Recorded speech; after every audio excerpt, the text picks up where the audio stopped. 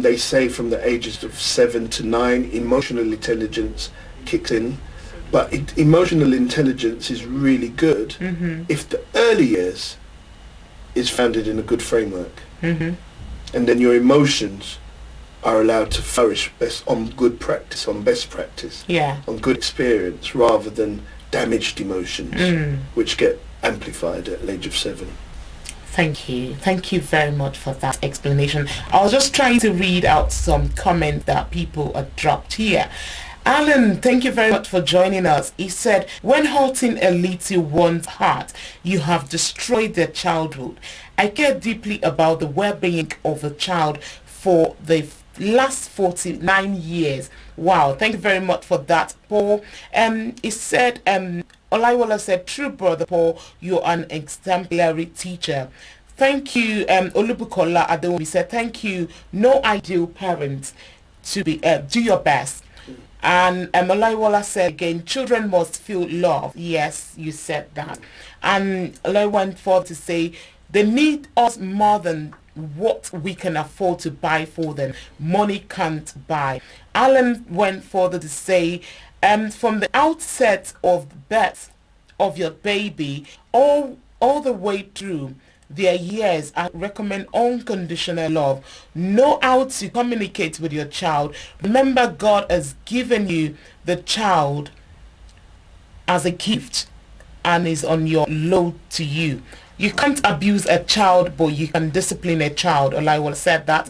He said, yes, I agree. Olubukola said, love and discipline. Thank you. He went further. Do not beat a child in anger, but explain why are you going to discipline them so they know you are not angry at them. Thank you very much for all your comments. Please keep sending your comments in and we will try as much as we can to read them out. Right. So how are you involved in children well-being? Do you have an organization? What is your organization called? And the Institution of Wellbeing, what is it all about? So, as I said at the beginning of the show, the Institute of Wellbeing provides wellbeing interventions for people at different stages of their life. So we look at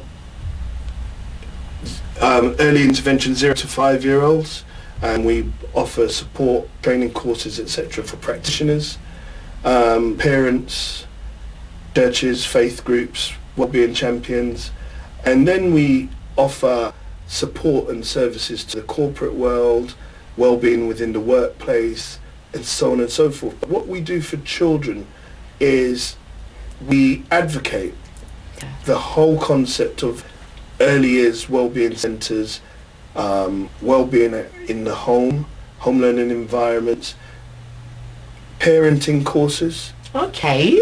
Which actually, I don't know if that's for the children, but I suppose ultimately it will be. Yeah, it's for adults, but the children benefit. You know, but we also look at couples counselling. We look at relationship support courses. Wow. We look at people who engage with children, like practitioners. We offer introductory counselling skills courses, but also practitioner-based training courses to make sure that the practitioner or the teacher is well in order to make sure that the children are in the best environment. Wow, I love that. That's a lot of work you're doing. Yeah. So what are the aims and who can benefit from all what you've mentioned? Well, the aims are very simple. It's to improve the status of someone's well-being. Well-being is the fundamental indicator of how a country is doing. And if you go through any local authority, there's a strand on well-being through all their services, from collecting the refuse right through to the playground. Well-being has become part of that intrinsic service delivery. Well-being in your finances, how are you managing your finances, how are you managing your home, how are you managing yourself. So whoever wants to improve their well-being will benefit from interacting with us. But some of those resources are free, most of them are. Many of them are downloadable. We've got fact sheets, we've got information guides, we've got toolkits. Some training workshops are free, but then there's some that you pay for. Some are attributed to city and guilds, and you get some professional accreditation. So yeah, whoever wants to nudge towards a better them will engage with us and experience a better sense of well-being. Wow. And so that is the tipping point. The subjective, how I feel about myself is important, because then it becomes a me-we. Because if you're feeling better and I'm feeling better and then he's feeling better and they're feeling better, all of a sudden the community emerges and our children almost will have no choice but to be well. To be well. You're absolutely right. Wow. Thank you very much for what you're doing. Thank you. Well done. Please, if you've not shared this video, he's going to be sharing some tips. Like I said before, he doesn't know the tips I'm going to be asking him, but I know he is capable. So please do not go anywhere. Help us share this video so that other people can benefit from what we are discussing. Before this show, right, we posted a story on social media about a half-educated woman married to a well-educated career man. The man walked out of his home, he abandoned the wife and the children and moved with some other lady that is well-educated, and that is now affecting the well-being of that child. They are not doing well in school. The mother does not have money for extra lesson or classes. You know, how can your organization help such family? I think from a sense of taking responsibility, ownership of the status of the situation, providing them self-management skills, maybe life coaching. We're not necessarily an organization that could help them financially, but we could probably teach them how to think well in an adverse situation. Okay. You know, support systems for... And you mentioned that some of your materials are free as well. Yeah. So that can help. And the strange thing here is that, let's take education out of it. If this guy went off to some other woman and she was well educated, it doesn't mean that she now has the money to look after her children. So, I mean, it's just how do I cope in difficult and adverse circumstances? And that's what we could help her with, at least with her mind, to think right. Wow. He mentioned mind, and he's been mentioning mind for quite a few times. And I didn't want to talk about my book, but now I have to just talk about it. You know, this book, you can still get it on my website, Be Beautiful, is about how to renew your mind. A lot of things, you've said a lot of beautiful things that I love, and it's just about the mind. Our mind, the way our mind is wired, the way we can let go, the way we can see beauty in every little thing. This book talks about it. Please, you can go on my website, www.beautifulonline.org. You can get yourself a copy, and it's on Amazon as well. Please go and get yourself a copy. It's going to help you, just for you to see beauty around you and to renew your mind. Our mind is very, very powerful to us. We need it. Even when we're going through things, I do tell people that don't lose your mind when you're going through challenges or trials or tribulations or anything at all in life. Because when you come out of it, your mind is something that you will need to be able to carry you further in life. Our mind is so powerful. So please get yourself a copy and do yourself good. Right. Thank you very much. Excellent. This project must be costing you a lot of money. I run this part of this charity, and I know it does cost money. Do you have funders or people supporting you, sponsoring you, or people that are funding it for you? Firstly, let me say, you can never have too much money. So if there are some funders and supporters that want to support me and my organisation, I'll gladly receive it. But I will say we have been part funded by the Department for Education, and they've been really supportive. Oh my goodness, you go through rigors. You have to be absolutely on your game. We get monthly reports, quarterly reviews. They want to know how we're coping, how we're spending, and we have to tick every box. But I believe that, especially the former Secretary of State, Damien Hines, he was very much pushing for making sure that children, especially from disadvantaged communities, were given an opportunity to think, to read, to play, to chat. And that was one of his passions, and his department has supported us. I know he's just outgoing over the last few days, and I'm yet to meet the new Secretary of State, but the Department for Education has supported us. We also, for people who self-refer, who want something more technical, maybe a coaching session, or do you want us to come into their organisation, a blue chip company in Manchester, Piccadilly, will pay. Okay. And we fee invoice, so that's how we underwrite our business as well.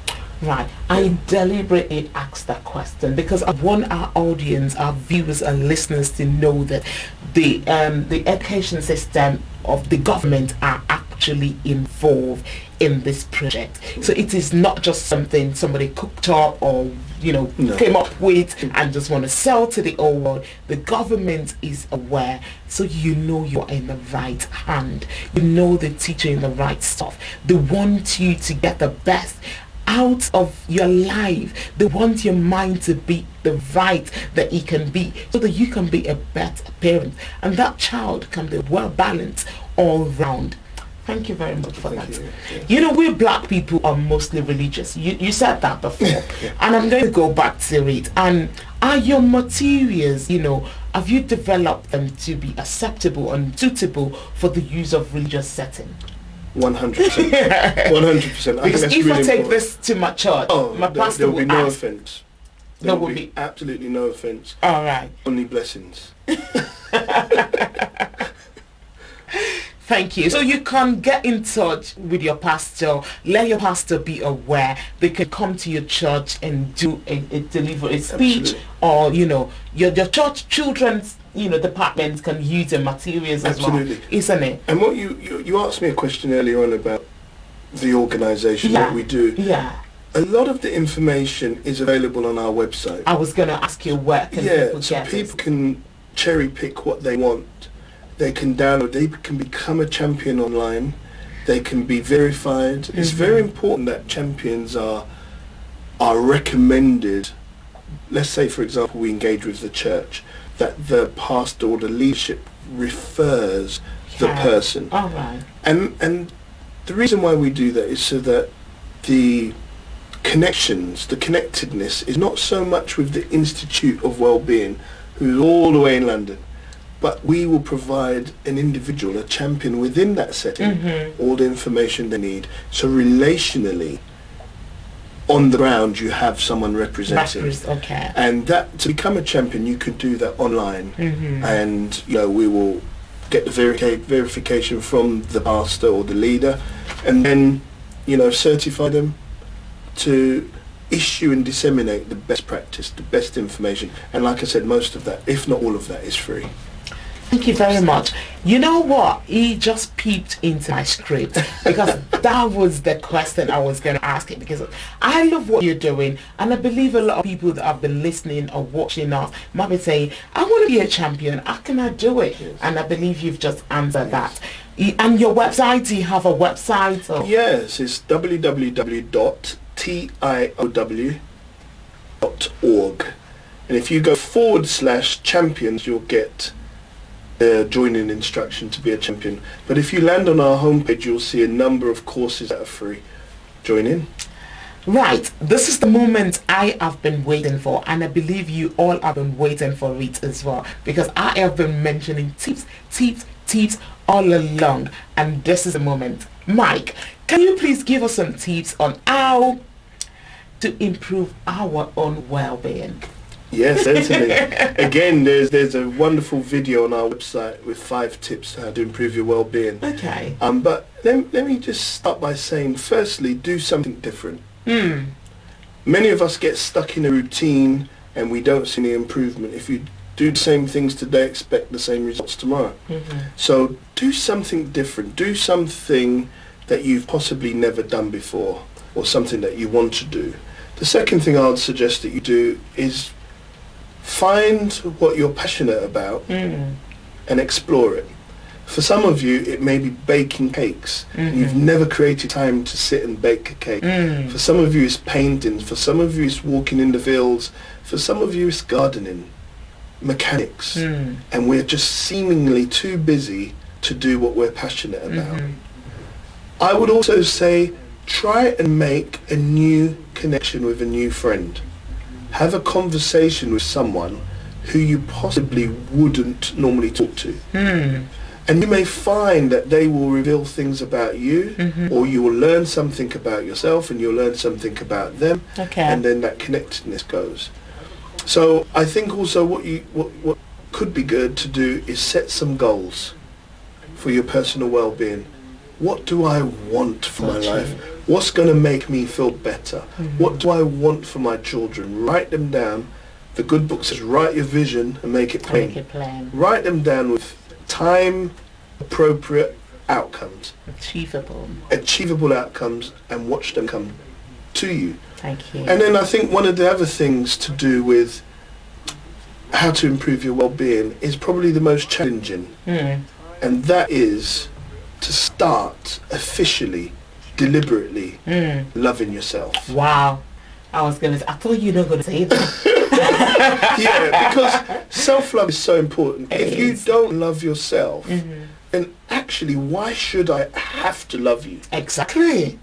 You know, you're not sharing the best part of you, but you want the best from me. I'm saying self-love can be challenging. I'm not saying that everybody has had a walk in the park life. So self-love is challenging, but challenge yourself to love yourself. Think well about yourself. Don't condemn yourself. Don't give up on yourself. Be kind to yourself. You know, when you make a mistake, brush yourself down and try again. Wow. If you asked earlier on, how do we repair some of the lifestyle issues we've had, especially with relationships and children? Clean the palate. Think again. Cleanse yourself and go again. So loving yourself is great. Then from that position, you can love your neighbour. Thank you. I just want to add, I was going to add 3 things, but he has mentioned one of them. That is love yourself. The first one I was going to say is sleep. Sleep. Very good. I'll be honest with you, I'm slightly deficient in sleep at the moment, but yeah, very good. Very good. It's very good. And the quality of the sleep does not determine how long you sleep for, but make sure you have the right sleep. Some people sleep for 3 hours, but they get quality out of it. A good sleep. And again, your emotional, your mental is very, very important. Your mind, you have to, don't let anything disturb you at all. And self-love, 3 things I was gonna, they've got a question for you. Sure. Somebody, Lereko, all the way from South Africa, thank you very much for joining us this afternoon and sending me your question. He said, I've got a question for Dr. Mike. How do we reconcile the potential, partly between the home environment and school, preschool, nursery environment, as at a certain age, children usually spend more time in the later realm of influence, mingling with other children from different backgrounds and realities? Hi, Lereko. Thank you for your question. I think it's a wonderful question, and I suppose it's back to that creating a culture within your home from an early stage, where there's deliberate boundaries that are not movable, and then obviously creating boundaries that are movable slightly, so that the child can explore without condemnation. I think affirmations of love, affirmations of expectations, you know, that culture of safety and respect. For some, it is their culture within the culture of their home, which could be 2 different things.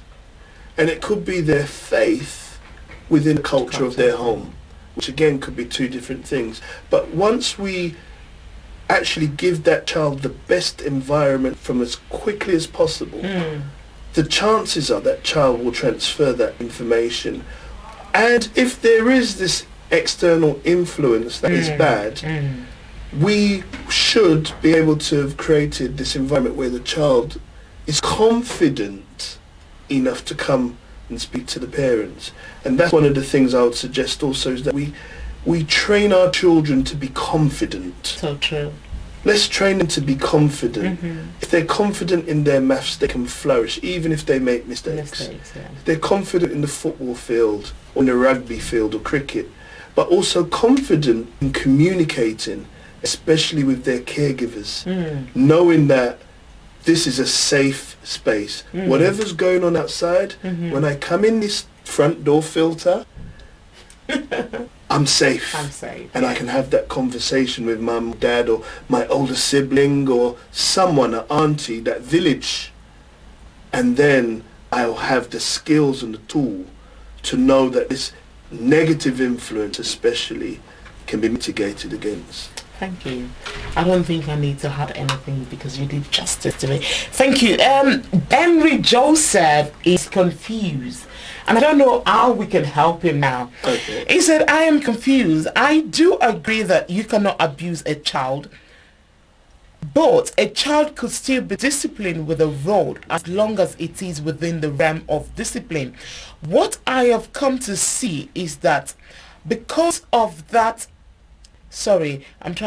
because of the country we live in, it is almost assumed that any form of discipline from an African or Caribbean parent must be abused. Who is helping the social system understand that it is always not the case?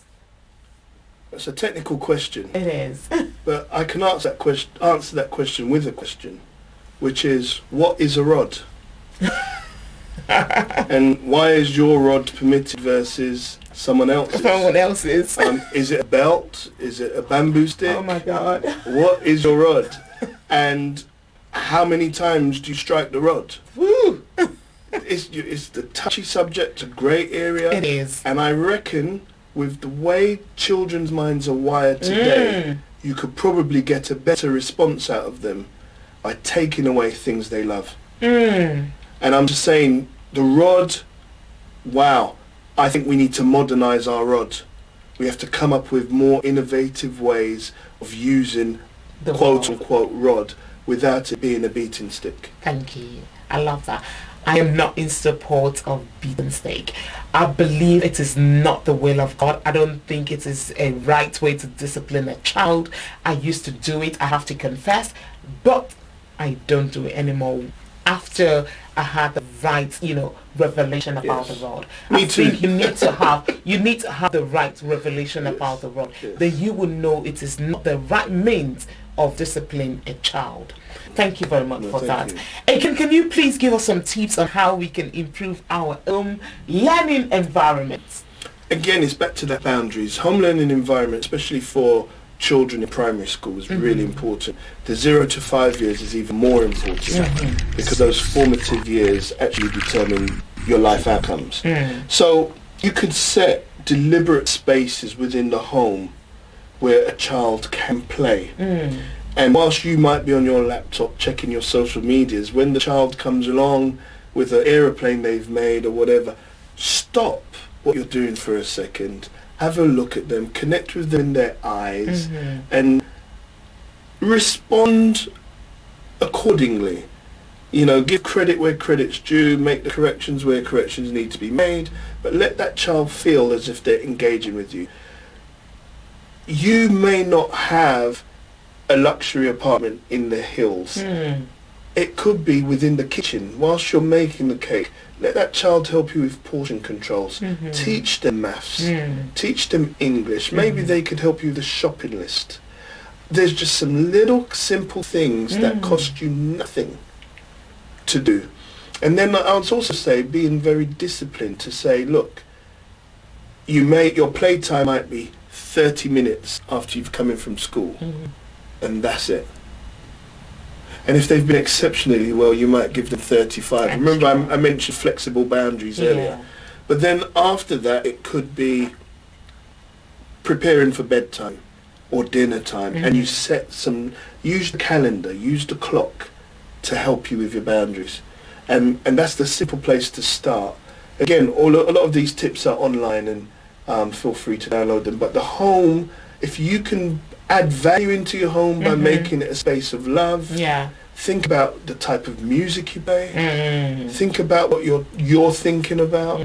Think about what you want your child to be thinking about, and create those spaces that treat behaviour. Thank you. And the chances are that child will grow up in a good base that they can then go out and conquer. Thank you. You know, two things I'll add to what you just said. They ask children what do they need from their parents, and majority of them, it was a research, said they need love. And I need you to listen to the way they spell their love. It was spelled Time. Time. Yes. Quality time. Yes. Not just, you know, you made some reference, you know, being on your laptop and a child comes to you to say, Dad, I've done this in school. You know, drop whatever you're doing and give that time, that quality time to say, wow, that was good, that is beautiful, you've done really well. Appraise them, recommend them, give them that time for them to know that you do really have time for them. And that connection, it's increased the connection, that eye contact, you say, wow, you've done really well, son. Yes. It makes them to know that, oh, my dad is really proud of me. And that will help as well. Can I add something to that? Quality time does not necessarily mean quantity. Quantity, yeah. Because many of you will be thinking, oh my God, 10 hours. I work 3 jobs. I don't have the time to really give all these things into my child. But I also say you don't have the time to not do those things. So reduce the quantity by increasing the quality. That's it. You know, and just make sure, like I've said earlier, make sure there is that eye contact. Make sure there is a boundary. There's set time for that child. What you can do in 5 minutes of quality time is probably better than 50 minutes of just time in a room with no attention. Thank you. So do you support, I know from what I've gathered, I know this answer, but for the benefit of people that are listening or just joining us or watching us right now, do you support only children, or are you know, do you support both the children and the parents? Oh, we support the children and the parent and the practitioners. Again. And the spaces and places where those children go to. Oh. So the schools, the preschools, the nurseries, the childminders, the nannies, we support that whole environment. But it's one and the other. It's great that we're supporting the child, but usually the person that gives that support to the child is the parent and the caregivers and the foster parents and so on and so forth. Yeah. So we do both. We have to do both. I think so. Yeah. So thank you very much for that. We've come to the end of today's show.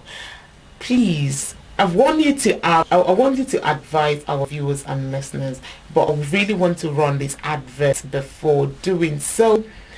Yes, I'm still giving this advert. Yes, my